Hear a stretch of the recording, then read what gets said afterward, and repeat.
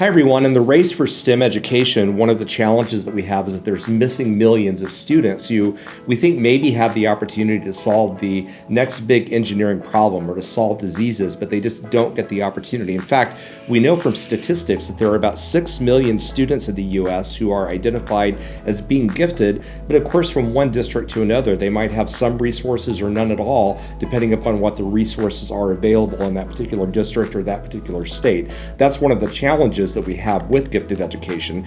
We're going to be talking today about how one district in the state of Ohio is trying to overcome those challenges by providing students with a consistent focus on gifted education. This is going to be in Chillicothe City Schools, and we're excited to be live in the studio today. Welcome to Teaching Matters, a podcast exploring all things teaching and learning. Teaching Matters is produced by NPR affiliate WOUB Public Media in Athens, Ohio. And here is your host, Dr. Scott Titsworth, Dean of the Scripps College of Communication at Ohio University. Thanks so much, Trinity. Joining me today are two teachers from Chillicothe City Schools. I have Lindsay Burns and Chelsea Herbert. Both of them are intervention gifted coordinators in the city schools of Chillicothe. They run an X-Site program that we'll be talking about. I want to thank both of you for actually driving over. It's exciting to have people live in the studio. Thanks for coming over and thanks for giving us your time on being on the podcast. Yeah, thanks so much for having us today. We're happy to be here. So I want to start just by learning about the two of you. Maybe could both of you just talk about what your journey was getting into education in the first place? How did you get there? And why did you choose to become a gifted intervention specialist? That's sort of a unique focal point. Why are you doing that? Sure. Lindsay, do you want to start? Sure. So I actually am a Chillicothe grad, so I'm excited to be back at the district and working for the district that I graduated from. So I'm actually an OU grad. My undergrad is in middle childhood education, math and science focus. So I taught in Washington Courthouse and then in Chillicothe. And then I left my full-time teaching position to go to Ohio State and earn my PhD in teaching and learning. And then I worked for NASA as a contractor for their Office of STEM Engagement. And then 3 years ago was able to come back to Chillicothe for this gifted position. Gifted education has always been really important to me. I was a student of the gifted program at Chillicothe, and then my kids have been a part of the program. But I also think in addition to that, it's important for me to just provide opportunities for our students who need an extra challenge or might just think a little bit differently than some of our other kids. So it's important to have those opportunities for our students. Yeah, Chelsea? I'm an OU grad also. I have a Bachelor of Specialized Studies degree that I got down here in Athens. I went back to Chillicothe and realized there wasn't a lot that I could do with that degree, so I started substitute teaching and fell in love with being in the classroom, wished that I had done education to begin with, so I went back on the Chillicothe branch and finished all those classes and started at Chillicothe 12 years ago. I taught 10 years of first grade. 10 years. There's 2 years of kindergarten in there somewhere.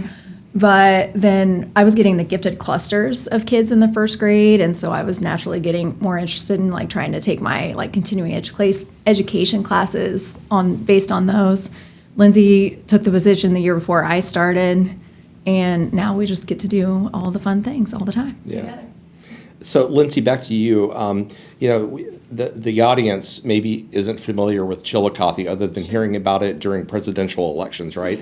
Can you kind of set the stage for the listeners about what the community of Chillicothe is like and what sort of population your district serves? Sure. So Chillicothe is the first and third capital of Ohio, so we have that claim to fame.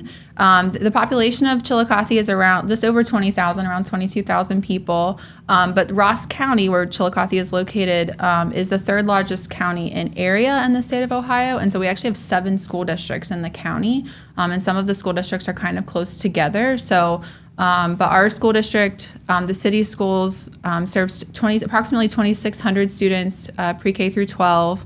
Our buildings are currently, we have a primary building, K2, an intermediate building, 3-6, and then a 7 through 12 building. We are re-grade banding next year, so our preschool will move into our primary building, second grade is moving to the intermediate, and then our 6th graders will go back to a more typical middle school setting, so we'll have 6, 8, and then 9, 12.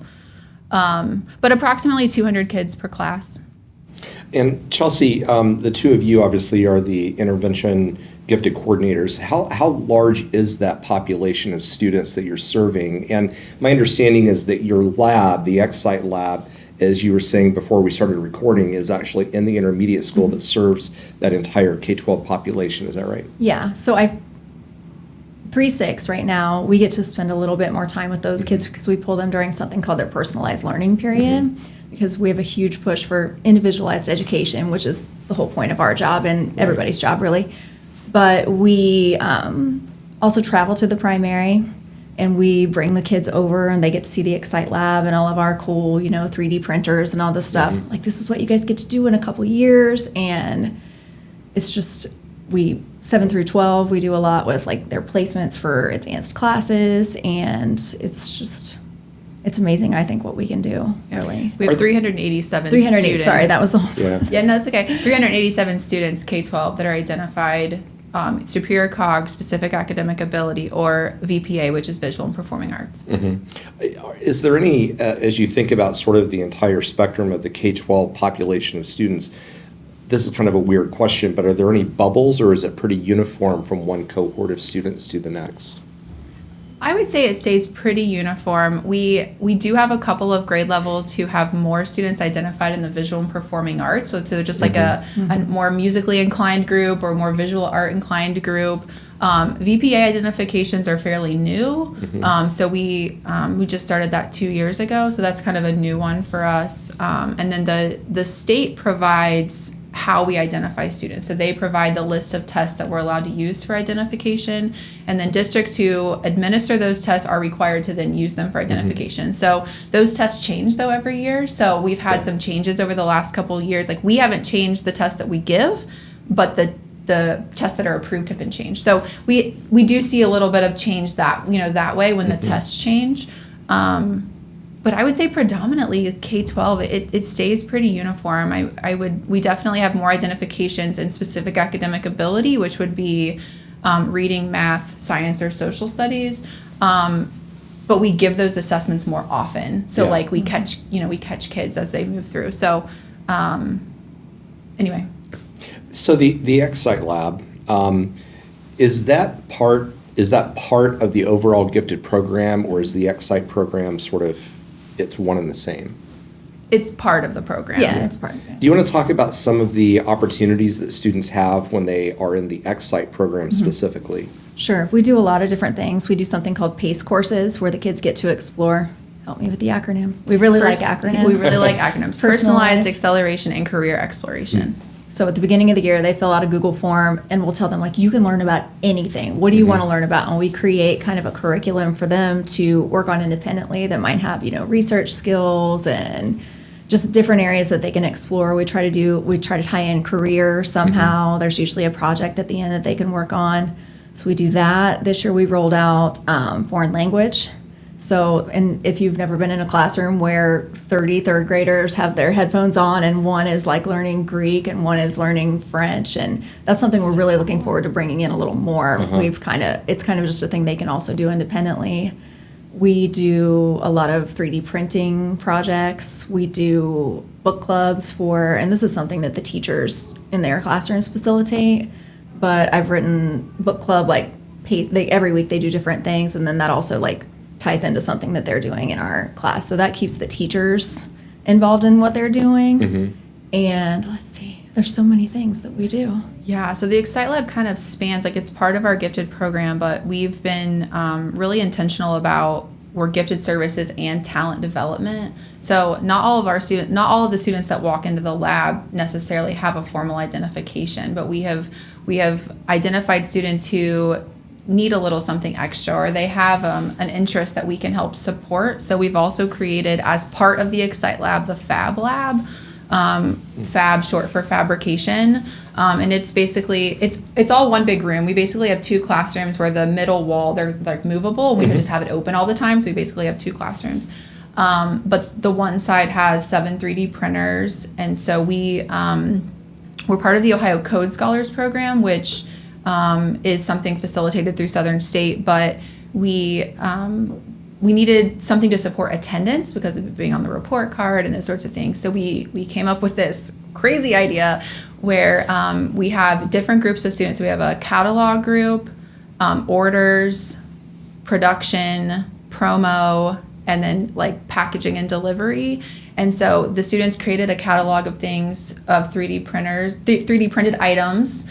And then for every week, students who have perfect attendance just for the week, because we were trying to like make the goals kind of smaller. So perfect attendance for the week, we pull 10 names per grade level per week, and the students, their names are announced during lunch. They get to come over and pick something out of the catalog. And then we have our orders team who takes all the orders, and they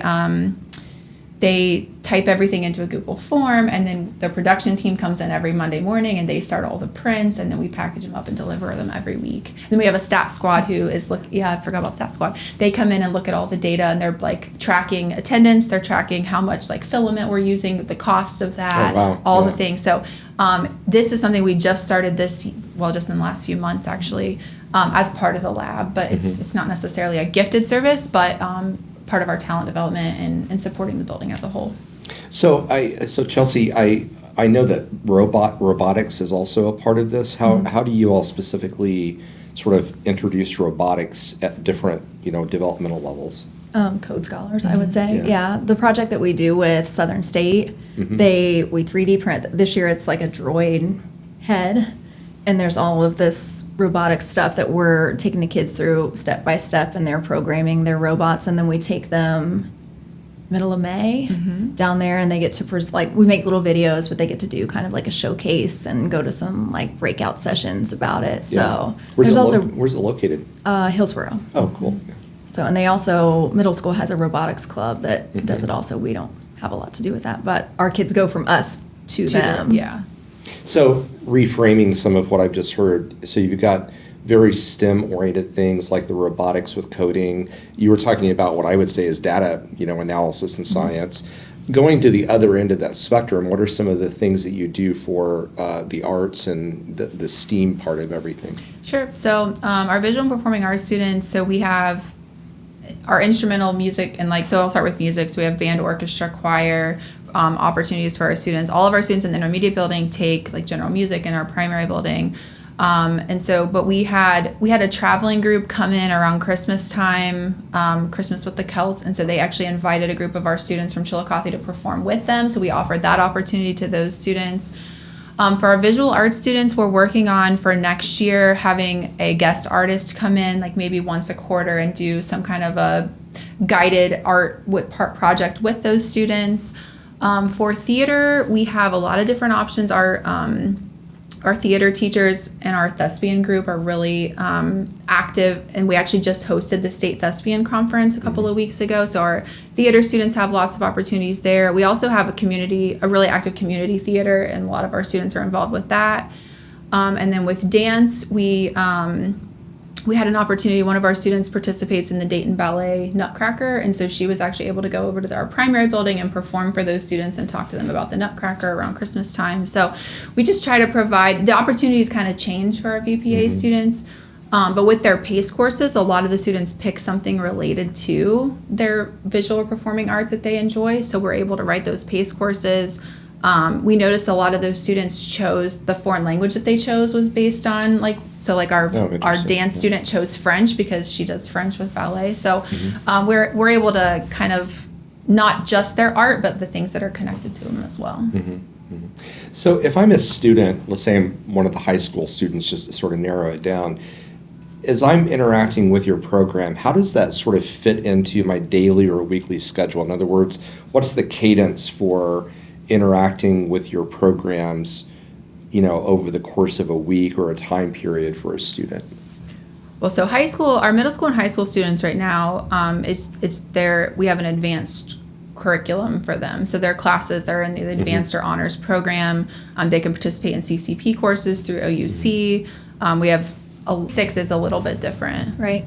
K6, I feel like they see us, maybe not K2. K2 right now, because we're just not housed in the same building, they're usually monthly. We call it Cavalier Quest, and we bring them over, and they've got little drawstring backpacks, and I pick out a book that goes with whatever our theme is. Like last month we did ocean rescue, so we were learning all about like plastic cleanup in the ocean, and they took a wild robot book home, and they have this little binder, and at the end of the year we're going to do like some take-home activities for them to do over the summer. We 3-6, like I said, we pull them during their personalized learning period. Usually about once a week. Our schedule changes weekly. The kids are very fast to remind us of when's Excite Lab this week, But we get them for about 30 minutes. We're starting to try to schedule them a little bit more individually, especially for our Code Scholars project. It's just easier to, help 3 kids wire a robot compared to 30 that are, 2 of us are helping. And when I say us, I mean Lindsay, because she's the one that really does all the robotic stuff. But it's really interesting to see them just kind of like 2 to 3 ratio versus like all 30 of them at the same time. But so basically we see them about once a week. We see them in the hallway all the time, and we like to check in on our kids and see what they're reading and see what they're working on and talk to their classroom teachers. How are things going there? So we're definitely more visible in that building for sure. But I think we've done a good job of kind of integrating ourselves into the primary. It'll be even better next year when we have the second graders. But they see us all the time. We get to do a little bit of everything. The companion question to this is, what is your cadence like? So over the course of a school day, how many students do you have inside your room, or what's your day like, in general? Yeah, so day to day we have between 30 and 60 kids per day coming through the lab, and sometimes more depending on if we happen to be pulling like multiple Fab Lab groups the same day that we're pulling our Excite Lab students, like our gifted students, then it could be closer to 100. And then if we're in the other building, so we're also responsible for all of the testing. So anytime we get testing requests or anything like that, or individualized testing, like we're also responsible for all of that. So it just kind of depends on what we're working on. And then we also kind of, we laugh and say we should also have special projects on our title as well, because we come up with these crazy ideas. But our next big one is something we've been working on a lot in the last few weeks. We're getting an Igloo, an immersive classroom.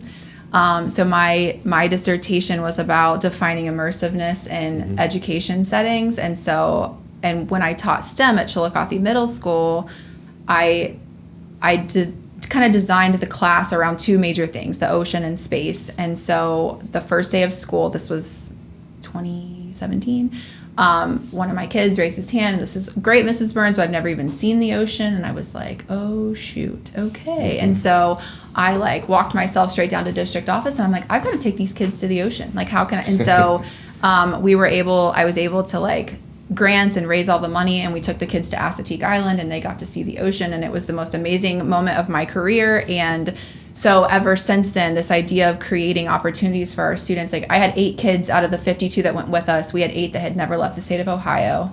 I mean, I had, so even more than that, had never seen the ocean.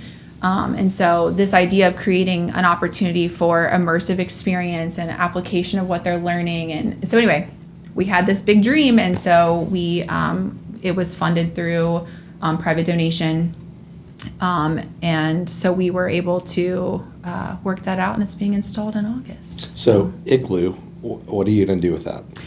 So it's a 20-foot cylinder. We were able to get, it'll be full surround and floor projection, and so the idea is Chelsea and I are going to train the staff to be able to use it in their day-to-day lesson implementation.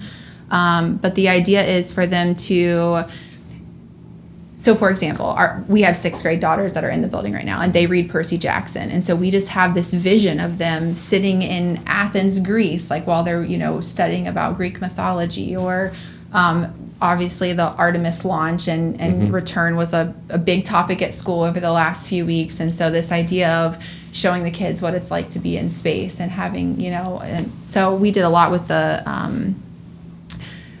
we've done a lot with ocean, with Cavalier Quest, we have these different themes each month for our K-2 students. So putting them in that situation where they can experience what it's like to be in some of these places that we've talked. We did bridge building maybe 3 months ago. We talked a lot of, the book was about the building of the Golden Gate Bridge. And so but to them, San Francisco and California, but giving them the opportunity to visualize what that would be like all the way around. And then there's also some really unique opportunities with just the Igloo itself in terms of career training and those sorts of things. How many students can fit inside of it at one time?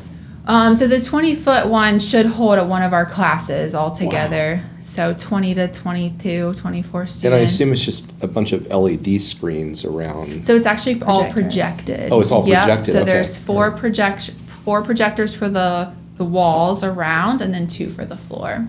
That's really cool. Huh. Yeah. And so, are there particular foci for the Igloo that you're excited about? I think we have so many ideas that we probably Yeah. couldn't narrow down, but just locations, things like that, going Yeah. places. We've talked about how it's kind of like the magic school bus. Like if Mm-hmm. you're learning about the cell, let's go into a cell. And because our district is so STEM focused, we have a STEM designation in our K2 building.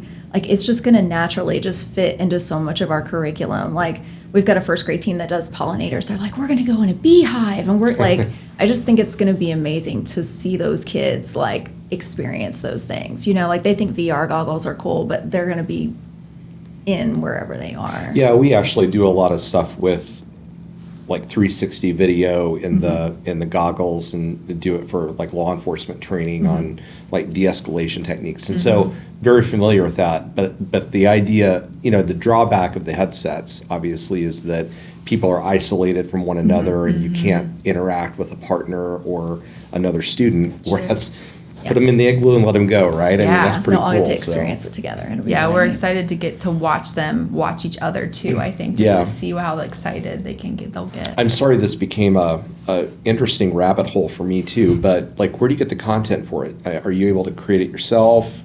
So when we first started exploring this idea, one of the things that was really important for us is teacher usage, right? And so the idea, we want them to feel efficacious in using it. We want them to feel like we don't want them to feel like, oh, I can't do that because I don't know how to create the content. So we actually will have plug and play for like our operating systems on our Right. laptops, so they can actually take anything that they've already created in terms of slide presentations or anything like that and put it up.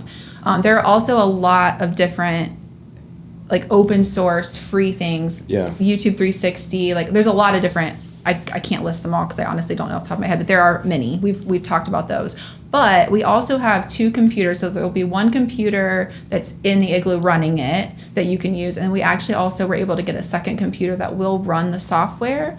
And there are multiple different softwares that can be used to create things that can go into the Igloo. One of them is one of the gaming softwares that our Yeah. high school students have a class on. So we're actually hoping to have some connections and collaborations with that class of our high school students and our teachers. So our teachers can be like, hey, we really want something on, all of our 5th graders do this. And then hopefully our high school students will be able to kind of help out and help us to create things. We're going through some trainings, and Yeah. I think it will definitely evolve. But we want it to feel natural to use, and so the plug and play feature was important to us, so that our teachers could take things that they already have or things that already exist, and they can just utilize those. But That's really cool. I'll come back to that after we get done taping. But I have like sorry, we kind of went down the rabbit hole. We get but a little it excited comes up a about lot. But it's great to hear, what's cool about that part of the conversation, though, is that we're getting to see an idea sort of at still the inception stage, that you're already envisioning how it's going to expand possibilities. And so that means you have to come back next year. And Or you can come to the or Igloo. I would Yeah. Chillicothe. Yeah. I'm going to be on sabbatical next year, so I can come spend Come- the whole, yeah, come see it. Let me switch gears back to the overall program. So, in hearing you talk about how the program is structured and how you have students come into the lab and everything, it sounds to me like there is an interesting balance between students coming in and kind of doing their own independent learning, and then also taking part in group projects. How do you, as the specialists and teachers, sort of balance that so that students can pursue their own rabbit holes, but then at the same time, you also sort of meet broader objectives of STEM and performing arts, advancement? Yeah, I would say the cool thing we've been able to do this year is the collaborative projects that the students are working on, that we kind of lay out from the beginning, that are supposed to be collaborative, are connected to like the book studies and like the book clubs that they're doing in the classroom. So we've created projects that relate to the books, or so that they kind of all have a common ground to work from. But then we've also encouraged them as they're working on their PACE courses and they have their individualized things that they want to learn more about, to like talk to your neighbor, tell your neighbor something you've learned today about what you're interested in and what you're working on. So we've had to teach them to be collaborative. And sometimes they take feedback personally sometimes when it's from a peer, or so we've really had to work on how do you work together, how do you like take different roles on the team and those sorts of things. So we've used our collaborative project, kind of prescribed collaborative projects to do that, and then it kind of melds over into their individualized work, but then they're like, oh, you're doing something similar, they kind of do that kind of naturally. And then the robotics project, they're all working on the same project, right? But they have the opportunity to, like, they each designed, like, the dome is the same, but they painted them different, and they each have a different idea in mind of what it's going to look like, and they pick out the different colors of lights, and when they code it, they can, make it turn on at different times or whatever. So they have the opportunity to do things to make it unique, but they've all kind of learned it together. And like our 6th grade group, like this is their second year actually our 5th, all of our 5th and 6th graders, they've done it twice now because they did it last year too. So it's been cool to see if we've had new people come in, like how they help each other and teach each other. Collaboration is something we do have to teach them though, especially at that younger age level.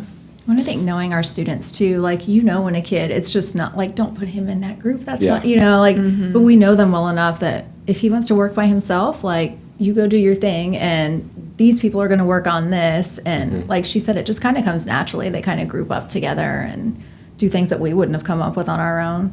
Well, and I think we've kind of let go of the idea too that like we've let go of complete control of everything that's happening in the room. Like, they're not all necessarily working on the same thing at the same time, and that's just how, like, they come in and they know, like, okay guys, we've got these 3 projects everybody's working on, like, pick what you need to do and get that done, and they just do it now. But it didn't start out that way, but it is now. We've worked to that point. And as a classroom teacher, I never could have done, like, it was really hard to give up that control. Like, but it's almost like they're learning more. Like, when we're not, like, we need to do this and this and this, and you need to sit there and you need to be quiet when you're not.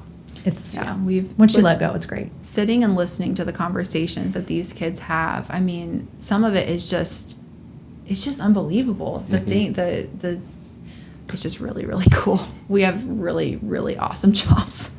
So, as I think about that, are there, you've both been doing this for a while now, and have you started to see particular interest areas emerge as being something that, I'm trying to think about examples of something that maybe wouldn't have been on students' radar, a handful of years ago, but now is starting to sort of take over their interest? I think the 3D printing, for sure. Yeah. And I don't know if that just naturally happened because they go in there and they see them and like, these things are so neat, and they watch them run. Like, we want to do something with this. But I mean, in as many STEM opportunities as our kids get, like, they don't get like extended project time like they do with us. So creating the Fab Lab, bringing in all those kids for talent development that aren't necessarily our identified kids, like, it's really almost caused just like a boom of interest in 3D printing. I'm learning how to do it. Like, I didn't know anything about it before last year, and we'll have students come in all the time, and I'll be like, oh man, this one's messing up. And be like, Mrs. Herbert, all you have to do is pull the app up and hit that. Like, they know more about it now than we do.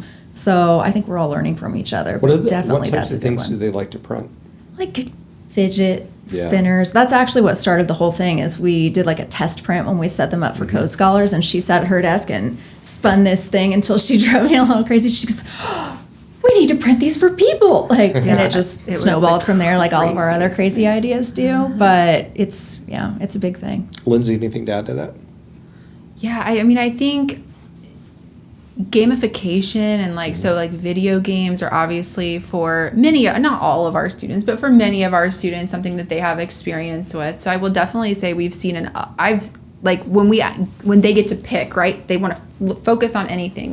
There's a lot of like Minecraft, Roblox, but it's this like creation of these worlds, and so we've definitely seen an uptick in like coding. I think that's been definitely an interest for a lot of people. But we've also tried to help students find a way to make an impact. So we talk a lot about what can you work on or study that's gonna make an impact for people. And so one of our collaborative projects this year was about choosing something that would positively impact your school or community. And so some of the stuff these kids, I mean, they were so creative. And so I think too, one of the things that's really important for us is giving kids an opportunity to just take a minute to think and be creative and what if, instead of prescribing it to them. And Chillicothe, we've spent a lot of time building the STEM program from not having STEM at all to having the first.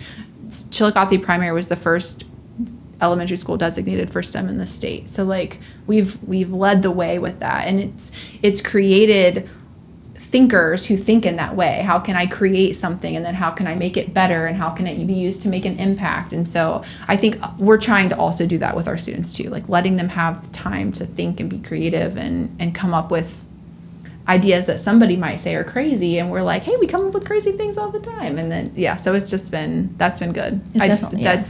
They've leaned into things that are maybe a little different, or like, wow, I didn't think that would be possible, but I'm willing to try to, So. Like if something in my house breaks, my daughter just takes it apart and figures it out. I'm like, you can tell she goes to a STEM school. Like I would have just bought a new one, whatever, but it's really interesting to see how we've changed the way kids learn and the way they think. So obviously Chillicothe has, an objective that sounds like it's district-wide of having this focus. What caused that culture to develop? I mean, you said just a minute ago that it went from not being really there to now it sounds like it's a major focus. That takes a lot of commitment on the part of faculty. It takes a commitment on the part of administrators, the community. What caused that? I mean, how did that happen over the course of what sounds like a relatively short period of time in the bigger scheme of things? Yeah, we had some administration and some teacher leaders that just really got behind it and really felt like it was going to be impactful for our kids, and they just didn't give up. They just kept working at it, and it is crazy to think about the number of people it takes to run STEM for the entire student body. Like our entire K2 building, every kid gets it. And we're actually working on STEM designation for our 3-6 building. So like every kid, it does take a lot of just commitment. And that's what it was. It was some teacher leaders and some administration who just refused to give up on it. And then the community got behind it. And now we have people coming in saying we want our kids to have that STEM education. So it's pretty unbelievable. Yeah. Do you notice in the community, so outside the school, is there a recognition of this STEM orientation that community members understand? Yeah, and I think there's like an expectation of it now. That people know that's that it's important to us and it's important to the kids. And like Chelsea said, our girls have grown up with it, and so now that's the way they think and they talk, and we laugh when we hear them say it's part of the engineering design process or something, and we're like, okay, so yeah, I think the community, it's just who we are now, and the community knows that.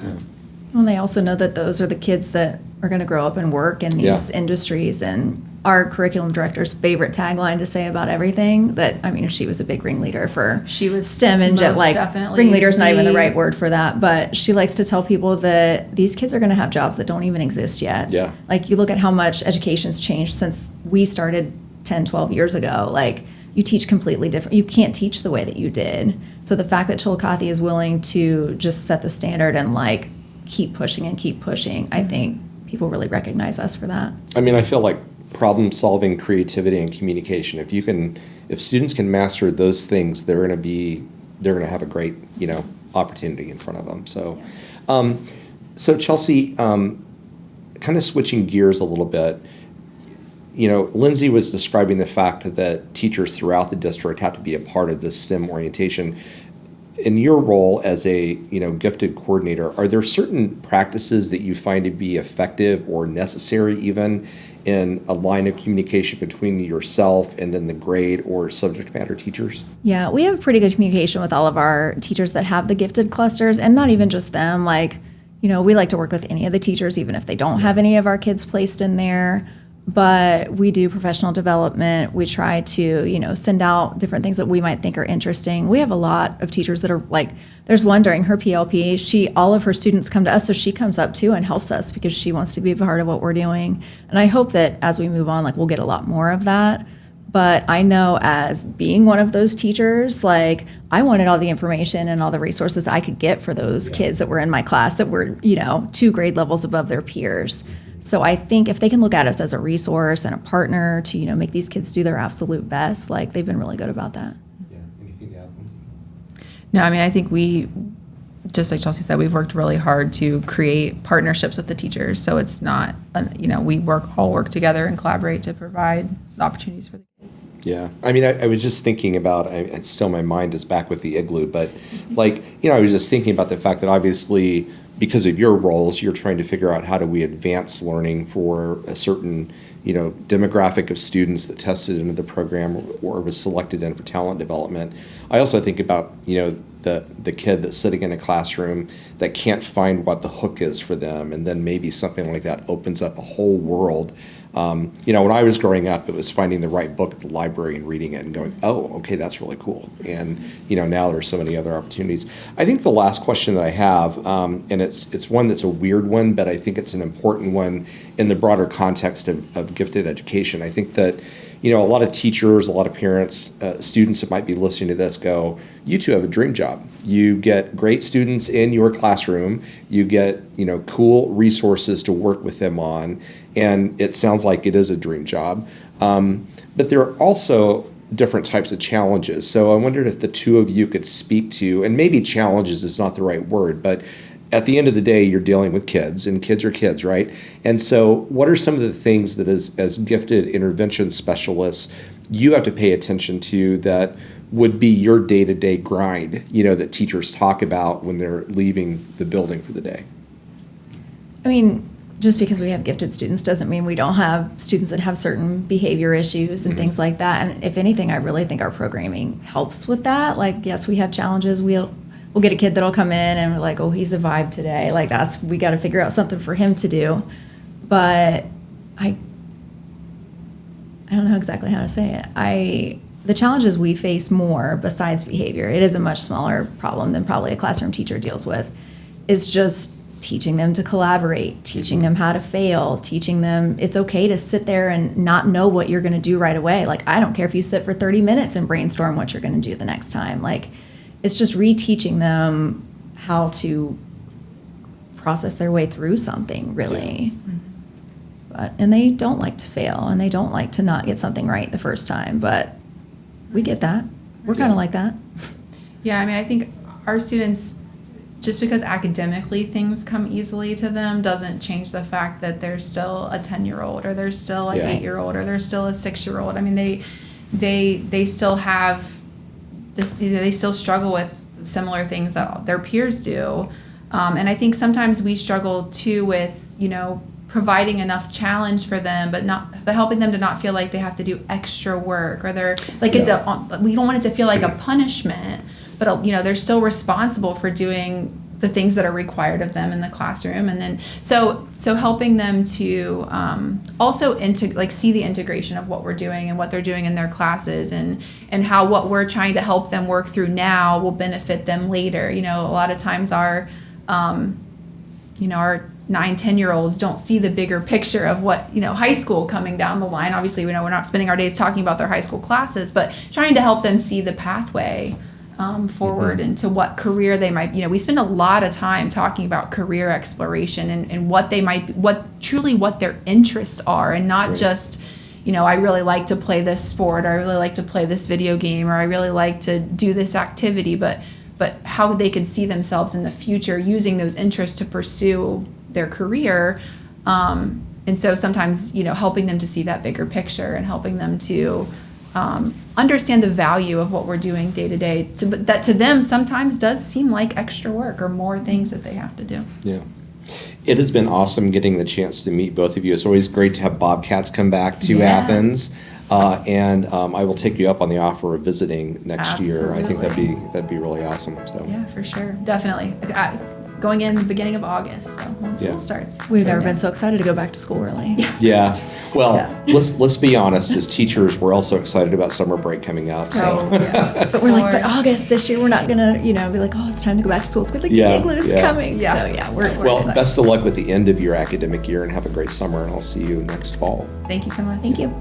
My guest today has been Lindsay Burns and Chelsea Herbert. They're both gifted intervention coordinators at Chillicothe City Schools. If you'd like to learn more about this, we'll put a link to Chillicothe City Schools. Does the Excite Lab have a webpage? We do have a gifted services page, and then they're welcome to email us from there. Okay, so we'll put a link to that up in the text accompanying the podcast if you'd like to learn more information about this. Thank you for watching and listening. Special thanks to Trinity Sweet and April Koska as the associate producers. And today, because we're in the studio, my friend Chris Stewart is running the video equipment, so I appreciate that, Chris. He's back over there in the corner. So we hope you all have a great day, and take care.